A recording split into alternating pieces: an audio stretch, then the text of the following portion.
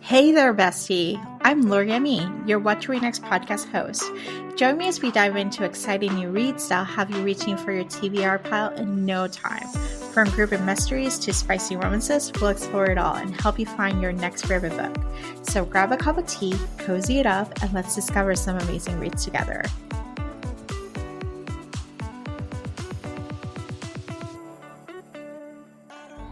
Hi, Georgia. Welcome to What's Your Next podcast. Hi, I'm so happy to be here. So happy to have you here. And we're talking Christmas or holiday books. So I am so excited. Tell us what you've been up to. Well, I've been enjoying the release of Most Wonderful, my new queer Christmas rom-com, which is out now and getting so much love from so many readers from so many different places. I have been living in like a Christmas bubble, like a Christmas snow globe for a few years now running this book. And it's very validating to A, have the book finally out and B, be in the season. To actually have my interior Christmas world be reflected in the season that we are now in.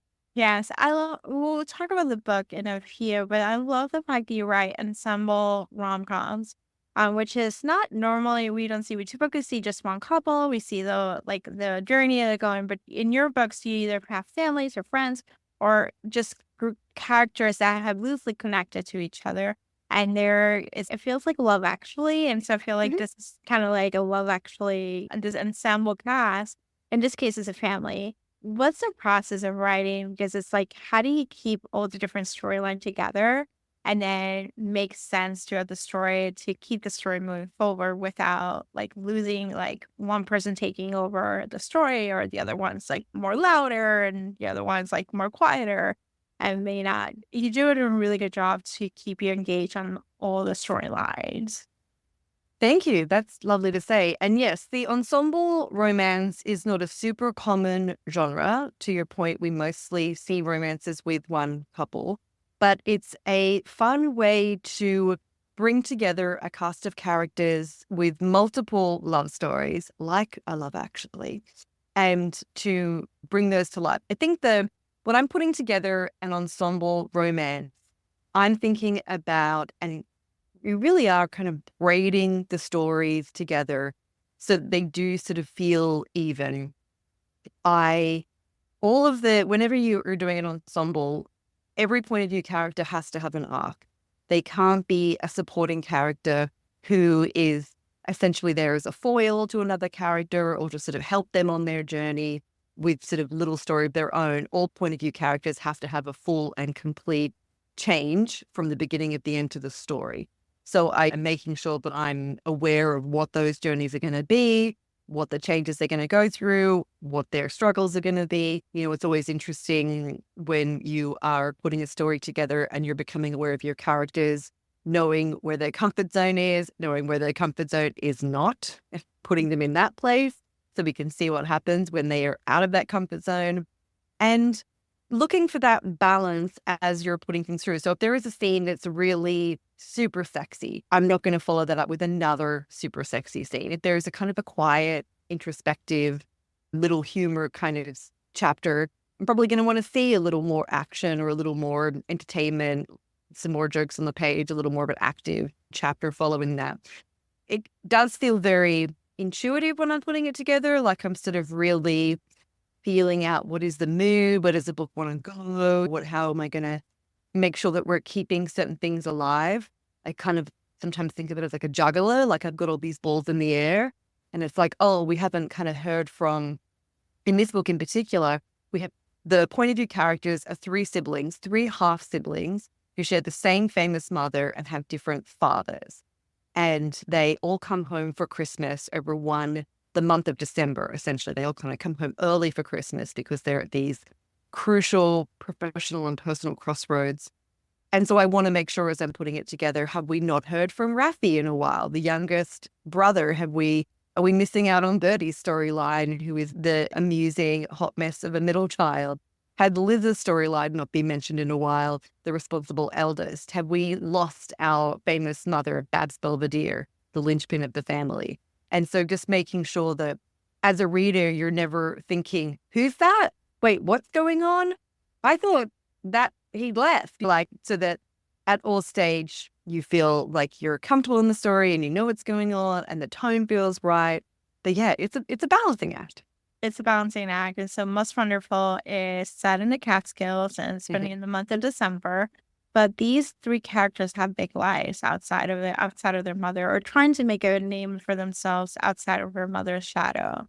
We have Liz, who is the showrunner of Sweet, which is the Sweet Valley High recreation. We got Birdie, who is struggling, but is a stand-up comedian and is a hot mess right now. And then we got Rafi, who is a hopeless romantic. Yes, yes. Who's finding their own way in the world and coming together. What was the process of writing this novel, knowing that it's set in Christmas and trying to, I'm assuming maybe it was written part in Christmas time, but sometimes maybe not on the holiday. How do you get in that spirit of getting in that holiday spirit, same time, understanding that Christmas has a high stakes, especially with family, the drama. And so Yeah. not the most wonderful time of the year. And sometimes and this is where we start this novel, it's not the most wonderful time of the year. And then we're like, we gotta figure something out here.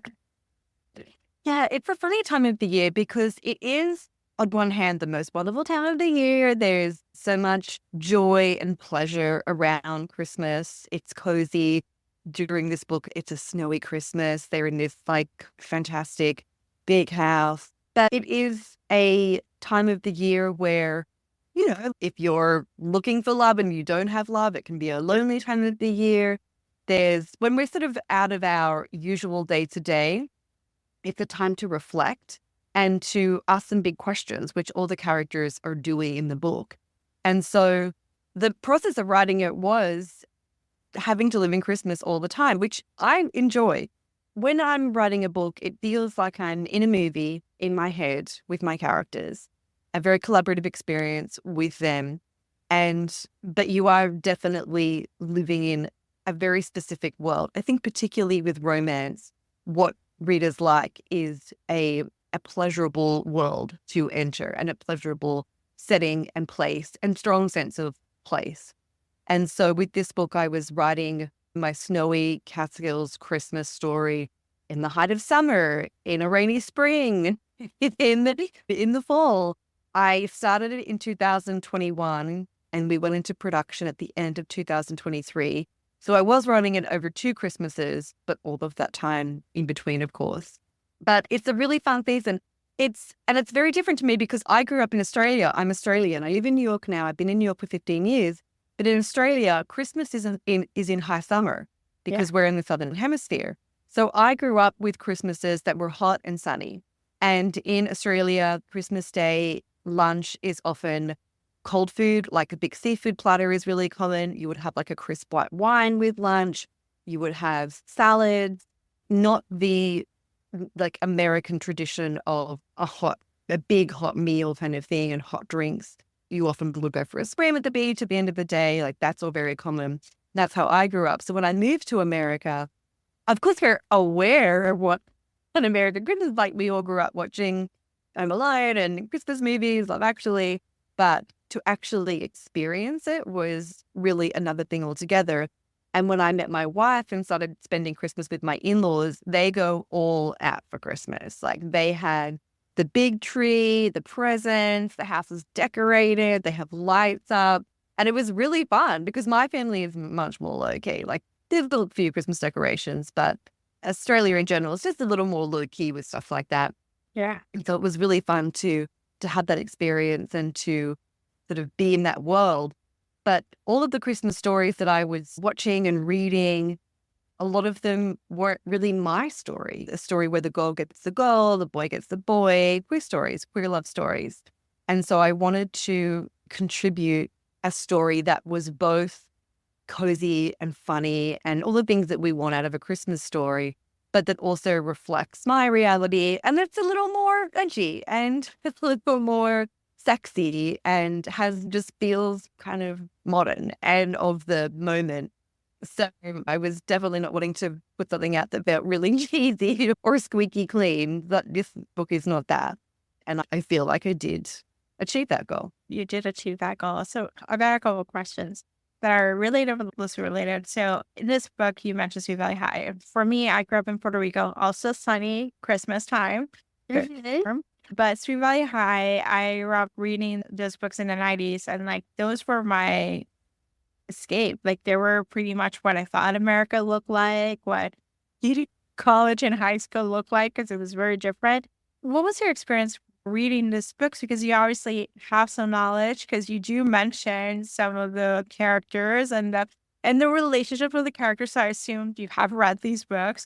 What was your history with them? Like, what was like your origin story with them that made you reminded, like, you know what, wouldn't it be nice to have a remake? I think there might be a remake. I know Francine passed away so recently, so which is like major news in the Sweet Valley High fandom. But you did include part of the Todd Wilkins storyline because it just upgrades. There was a series of books that came afterwards where Francine wrote them and she threw a curveball. Right? What was your history with the series? Yeah, so in Most Wonderful, my eldest character, Liz Belvedere, is a Hollywood showrunner, and she has just had like her breakout success moment with a kind of a sexy reboot of Sweet Valley High called Sweet. And the lead actor of the show, who plays both Elizabeth and Jessica Wakefield, the two blonde, beautiful twins who are the stars of the book. If you've never heard of it, it is an 80s tween sudsy book series and starring and about two beautiful 16-year-olds who were like the epitome of the American ideals of beauty at the time. That has changed. And Liz has a hopelessly large crush on Violet Grace, the actress who plays both of the characters, and is struggling to come up with a good idea, a good kind of concept for the second season of the show. She's got this writer's block because of this enormous crush. And the idea for that whole concept came out of this kind of question about pleasure and fantasy that romance is like predicated on. And if I wasn't a queer rom-com writer, Liz's that job and that show would be my fantasy. I would love to be a showrunner of a sexy, like funny, cool reboot of Sweet Valley High. I really enjoyed Riverdale, the kind of pretty bonkers remake of the Archie comics, and kind of had that. I often have a companion show when I'm writing a book that's just sort of like on in the background, or if I'm taking a break from writing, I'll just like watch a little bit of it. And that show was my kind of companion show for this book. And so it's just kind of like it bled into the pages because I grew up reading Sweet Valley High. As a tween, there was a local secondhand bookstore in my town, and you could buy books for 50 cents and you could also take them back and kind of exchange them. So it was sort of like a bookstore book exchange. Mm-hmm. And I was just constantly like a little like vulture vampire on that Sweet Valley High section. Like I was in there almost like every week for sure, and just like reading through, being able to buy and swap those books. I have such visceral memories of those covers. Like they definitely felt so edgy to me as a tween, and I think they were sexier than my mother realized. Like, and they weren't super sexy. They were, honestly, they were very, like, sudsy. But there was some kind of moments where the twins would do things that were just, they were definitely edgier than, like, a babysitter's club. They were a little more risque. And I think they were my first experience of fandom and of really becoming obsessive about a world and a series and needing to get the next one. And it was before the internet. I mean, this is in the sort of like late 80s, I would say. I was born in 1980. So, but that feeling of obsession and interest and just the way that it captured my imagination. I was also reading a lot of like, I read a lot of high fantasy. I read like The Hobbit and all those kind of books. But this was like, it really just scratched an itch that was just so pleasurable. And I really like thinking about the way in which romance does deliver this pleasure to the reader. Yeah.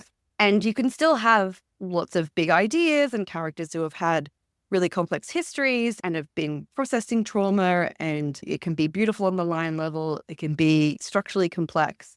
But what I am aiming to deliver in my books is a feeling of great pleasure. And they really do give me pleasure to write. Like, it's so pleasurable to be in the world. So the sweet backstory is definitely drawing on my past and my experience, and then also sort of reflecting my sort of interests and tastes at this stage of my life, kind of mashing it all together. So that's where that came from. Yes, I appreciate it. I think I found for me too that I was formative. I read them now, and I consider every so often, like, I should do a recap of like reading those books again and like understanding how different and how problematic some of the areas were, but Oh, yeah, sure. but at the same time, how much pleasure and how much it gave me a place to escape. And I think in some ways the bridge to romance was so easy because I had this like background of like these telenovela, this sense of like soapy, like gossip. It's very quick and easy, and like that is just a fun escape. It's just like fun and it sparkles and it's frothy and it's just this is what I like. There's nothing wrong with liking rom-coms. There's nothing wrong with liking to have pleasure. There's nothing guilty about it. And now in my 40s, I appreciate what it did for me. And I Mm, appreciate that it offered me a space for me to, despite the trauma, it offered me a space to be like a breathing room of some sort. And I think that's what I love about romance. The love about romance is like at the end of the day, it's going to be a happy ever after or happy for now. Things are going to get resolved. It's all going to be okay. You should be fine. But yes, the angst, yes, the journey, mhm, yes, the specifics, that's part of the journey. That's part of life. But like mhm, it can be okay. It's going to be okay no matter what. And I think that's what I love about your books is like, it's this like edgy, like queer, like just looking at it from the perspective of like what's the sensibilities of 2024, but still have the magic of the books that I grew up with, the pleasurable part of it. yeah, yeah, that's a great compliment. And thank you for saying that. I agree. No, no guilty pleasures. No, Yeah. we don't need to be guilty about pleasure at all. That's the last thing we should be feeling guilty Yeah. about, especially as women. Yes. So let's some book recommendations. Do you have any books to recommend our listeners to pick up? I do, yeah. So right now I'm reading All Falls by Miranda July, the it book of the moment over the summer, which is fantastic. I've just started and I'm already hooked. No one does it like Miranda July. This year, I really love The Prospects by Katie Hoffman, which was a queer romance, sports romance that came out earlier in the year and is the first romance published by a major publisher that was written by a queer trans man, centering a queer trans man. And I'm not a sports person myself. Like, I don't really play sports. I like to watch the tennis, but you don't need to know anything about minor league baseball, which is the sort of subgenre that it takes place in, to enjoy the book. I'm also reading Fang Fiction right now by Kate Salmon London, which is so fun and is a twist on a vampire story. I really loved in the literary fiction world this year, Whoever You Are, Honey by Olivia Gatwood. Olivia is a poet, and I always love reading literary fiction by poets because it is just so beautiful on the line level. And the descriptions are always so surprising and unique, and it feels incredibly fresh. And this book takes place and sort of explores that intersection between friendship, like a female experience, and artificial intelligence, which is really interesting and I would really recommend that for a kind of under the radar read. I really loved the poetry collection Instructions for Traveling West by Joy Sullivan, which again, like, I love poetry. It's so beautiful on the line level, really raw and just gorgeous writing, feels very personal and vulnerable, especially about a female experience. So I really recommend that. Yeah, there are a few things on my list. I have on top of my TBR as soon as I'm working on a new book right now. And I sometimes have to have like boundaries about what comes in that stage, because it's is the pairing by Keith McQuiston, their new spicy rom-com that came out this summer. As soon as I'm out of a draft, I will read that, because otherwise Casey's work will send me into a tailspin of like, oh, what am I even doing here? He's doing it so much better. So that's over my TBR. And of course, I read Emily Henry's new book over the summer, and you'll always read everything Emily writes. Yes, those are great recommendations. And I have to tell you, the pairing is like the perfect European escape, which he took a Euro trip. So it's just reliving the Euro trip. No, Yeah. it's, Yeah. except that this is more sexier. Right. I was Not traveling with kid my or wife us. in toddler, so it was less of a sexist, but it's still a really fun trip.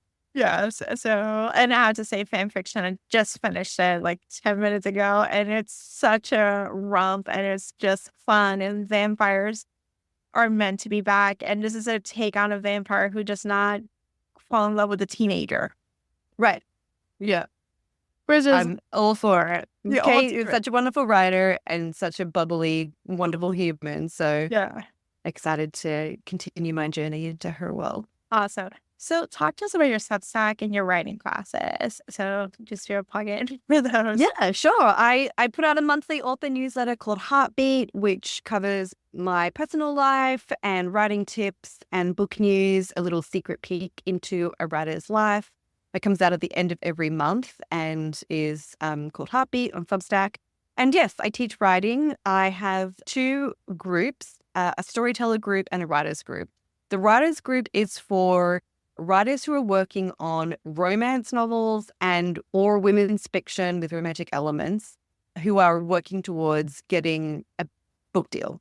And so for novelists who are working on like a long form project, whose aim is getting an agent, getting a book deal, either traditionally published or if they're self-publishing. I also have self-publishing students as well. But it's that sort of working towards something in the sort of 70,000 plus zone. And we meet monthly, virtually in a Zoom room, and we workshop. I have special industry guests, such as agents and acquiring editors. I speak frankly about the publishing process myself. There's not a lot of writers who have writers groups who are also publishing in today's market. So I really like being that sort of supportive figure for the writers who are wanting to publish in today's market. And then I also have a storyteller group, which is for writers who are working on stories for live storytelling shows or personal essay. So more of that 1,200 word, like a short form writing. And because I have a live storytelling show called Generation Women, which is a monthly show here in New York City at Joe's Pub, the iconic Joe's Pub, part of the Public Theatre. And every month we invite a woman or non-binary performer in their 20s, 30s, 40s, 50s, 60s, and 70s plus to tell an original story on a theme. The show's been going for 7 years. It's really inspiring and uplifting. We program a lot of like hopeful stories that highlight resilience and the power of grit and determination, second acts, third acts, and that is looking to create intergenerational connection between the decades. And so if you want to come every show is live streamed, and we also have shows in New Jersey and Seattle and Montreal and Sydney and Melbourne. You can find all of those through our website, generationwomen.us, as well as the storyteller group, my writers group classes, as well as a romance workshop that I teach a few times a year, which is a 4-month engagement, generally Monday nights. And that is like a masterclass in the romance novel specifically. And that's also, you can sign up for a writers group or romance workshop, or just get more information about those things on my website, georgiaclark.com. And I also have a lot of book coaching students and story coaching students. So I do work quite a bit as a teacher in the writing space, as well as doing books and newsletters and everything else that I'm doing. I don't need, like, I'm like, how does she have the time? I really don't know. So, Yes.